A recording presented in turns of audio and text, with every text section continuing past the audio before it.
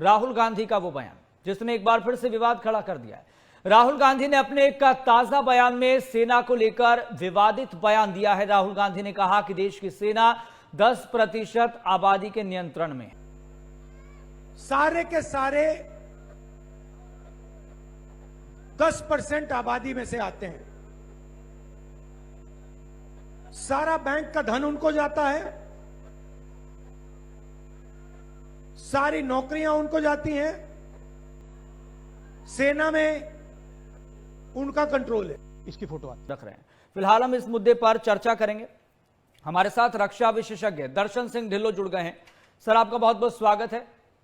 Thank you sir, शुरुआत इसी बयान से, राहुल गांधी का यह कहना कि देश की सेना 10% आबादी के नियंत्रण में, इसके मायने क्या हैं?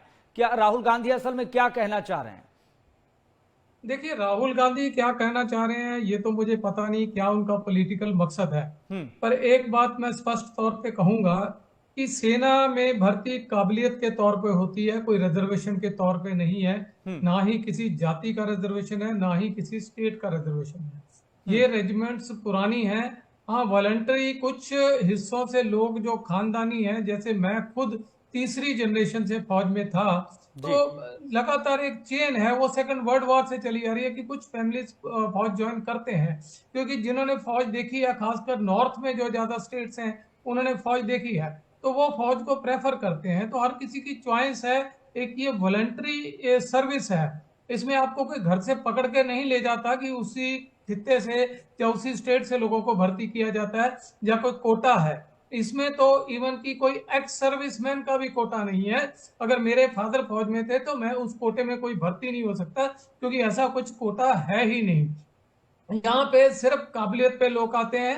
हाँ, कुछ कम्युनिटीज हैं जो फौज को प्रेफर नहीं करते हैं, तो उस एरिया से कम लोग आएंगे और उस एरिया के लोग किसी दूसरे प्रोफेशन को प्रेफर करते हैं। तो ये अपनी अपनी प्रेफरेंस है। तो राहुल गांधी इसको क्यों पोलराइज कर रहे हैं, जबकि रिटर्न में, राइटिंग में या ऑन ग्राउंड या भर्ती में कोई ऐसी प्रक्रिया नहीं है जिसमें किसी स्टेट के, किसी जाति के आदमी को ना एडमिशन दिया जाए, बल्कि फौज तो बहुत बड़ी बड़ी रैलियां करती है, हर स्टेट में करती है, लोगों को मोटिवेट किया जाता है कि फौज में आने के लिए। तो ऐसा कोई भी सिस्टम नहीं है कि फौज में सिर्फ एक ही जाति या एक ही स्टेट के लोग काबिज हो जाएंगे। अभी आप चीफ देखिए, हर स्टेट से चीफ बने हैं, हिंदू भी बने हैं, सिख भी चीफ बने हैं, क्रिश्चियन भी चीफ बने हैं। तो ये कहने की बात है, इलेक्शन में किसी को अगर वो इम्प्रेस करना चाहते हैं ये जातिवाद दिखा के या ये पार्शियलिटी दिखा के, ऐसा कुछ भी नहीं है। और खासकर जब भी ऑपरेशन होता है, कई बार किसी यूनिट की ज्यादा कैजुअलिटीज होती हैं तो ये बात उठती है कि इस यूनिट को आगे किया। ऐसा कुछ नहीं होता है, क्योंकि जो उस टाइम उस डिवीजन की या ब्रिगेड की यूनिट्स पार्टिसिपेट पहले से होती हैं, वही उस ऑपरेशन में जाती है। मिनिमम जब एक डिवीजन जाता है तो जो भी यूनिट उसके अंदर होगी, चाहे वो किसी प्रदेश की हो या किसी तरह की हो, किसी जाति की हो, तो वो ही आगे आती है। तो ऐसा फौज में किसी की सिलेक्शन, ना डिप्लॉयमेंट में ना सिलेक्शन में, ऐसा कोई भी पॉलिसी नहीं है। राहुल गांधी ने बेफजूल ये एक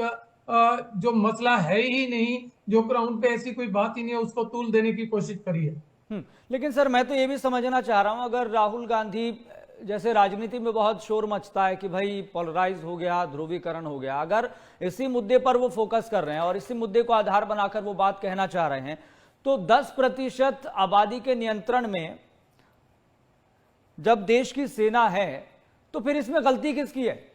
सरकार की गलती है? सेना के अधिकारियों की गलती है? देश की जनता की गलती है? गलती किसकी है? अब ये तो है नहीं कि इसका दायरा बढ़ा दिया जाएगा जानबूझकर रिजर्वेशन लाकर। जी हाँ, बिल्कुल। बात वही होती है कि अगर हम रिजर्वेशन करेंगे तो देखो, फौज में रिजर्वेशन का सिस्टम नहीं चल सकता है, क्योंकि ना तो प्रमोशन में कोई रिजर्वेशन होती है, ना भर्ती में होती है। हमें तो रिटायरमेंट तक हमारे जवानों की जाति नहीं पता होती कई बार उस चीज में अप्लाई। तो ऐसा जात पात नहीं है, ना ही वहां। तो देखो, हर रेजिमेंट में सर्वधर्म स्थान होता है, जिसमें मंदिर, मस्जिद, गुरुद्वारा, चर्च भी होता है। तो सभी लोग एक यूनिट के होते हैं, तो वो मंदिर भी जाते हैं, गुरुद्वारे भी जाते हैं, चर्च भी जाते हैं, मस्जिद जाते हैं। तो ऐसी फौज में कोई डिस्क्रिमिनेशन है नहीं है, जैसा कि प्रोजेक्ट किया जा रहा है। फौज को इन चीजों ने से ना घसीटा जाए, पॉलिटिक्स से दूर रखी जाए। फौज का काम है देश की रक्षा करना, और वहां पे जो जवान होता है वो अपनी यूनिट के लिए लड़ता है, अपने देश के लिए लड़ता है, किसी जाति या स्टेट के लिए नहीं लड़ता है। देखिए, बीच में कभी इंसिडेंट्स होते हैं, ऐसे होते हैं कि आपको लगता है कि ये शायद इस स्टेट से होने के कारण ये हुआ, जी। पर ऐसा नहीं है। जो कोहेसिवनेस है, जो यूनिट की एक बॉन्डिंग है, परिवार है, जैसे मैंने खुद सर्विस करी है, मद्रास इंजीनियर ग्रुप में करी है, तो मेरे बहुत सारे साउथ इंडियन जो ट्रुप्स हैं सारे साउथ इंडियन थे। अभी भी मैं उनके ब्याह शादियों में जाता हूं, मुझे कार्ड आते हैं, बातचीत जी। करते हैं, तो एक बॉन्डिंग है हमारी अक्रॉस द जातिवाद, अक्रॉस द स्टेट्स। वो एक परिवार की तरह हम रहते हैं। तो ये चीजें बिल्कुल बेफजूल है, और पॉलिटिशियनों से मेरी गुजारिश है फौज को अपनी पॉलिटिक्स से दूर रखें, क्योंकि जी। फौज एक ऐसा संगठन है जो इन चीजों से बहुत ज्यादा ऊपर है, और फौज में जो आप ये फैब्रिक है हमारी बॉन्डिंग का, आप उसे ऐसे बयानों जी। से ब्रेक नहीं कर जी। सकते। दर्शन सिंह ढिल्लों जी, मुझे लगता है कि राहुल गांधी का इशारा कहीं अग्निवीर योजना की तरफ तो नहीं है, वो जो 75-25 वाला फॉर्मूला है? नहीं, देखिए, अग्निवीर में भी कोई रिजर्वेशन तो नहीं है। अग्निवीर में एक स्कीम का जो टाइप ऑफ एंट्री चेंज करी गई है कि अब इस तरह से भर्ती होगी, पहले रेगुलर थी अब रेगुलर नहीं होगी, और उसके बाद कुछ लोगों को रेगुलर किया जाएगा, कुछ लोगों को नए भर्ती किया जाएगा। तो वह एक पॉलिसी चेंज है जो किसी भी स्टेट को या किसी भी जाति को फेवर नहीं करती है। जो वो कह रहे हैं वो स्पष्ट कह रहे हैं कि 10% लोगों का कब्जा है। तो ये 10% कौन है, कौन सी जाति के हैं, जो कौन सी स्टेट के हैं? तो राहुल गांधी प्रूव करें डेटे के साथ कि ये सारे जनरल इसी जाति से बन गए, या सारे जो चीफ थे इसी जाति या इसी स्टेट से आ रहे हैं अभी तक। तो ये तो होगी बात तथ्यों के आधार पे, पर ऐसा कुछ है ही नहीं है। तो राहुल गांधी ने ये बेफजूल का बयान दिया, जिसका खामियाजा उन्हें भुगतना पड़ेगा, और हम इस चीज पे बिल्कुल प्रोटेस्ट करते हैं कि ये गलत बात है, हम इसका समर्थन नहीं करते हैं। ना ही ऐसा हुआ है, ना हो रहा है, और ना ही कभी फौज में ऐसा होगा। ठीक है, बहुत बहुत शुक्रिया दर्शन जी, अपना समय देने के लिए बहुत बहुत शुक्रिया।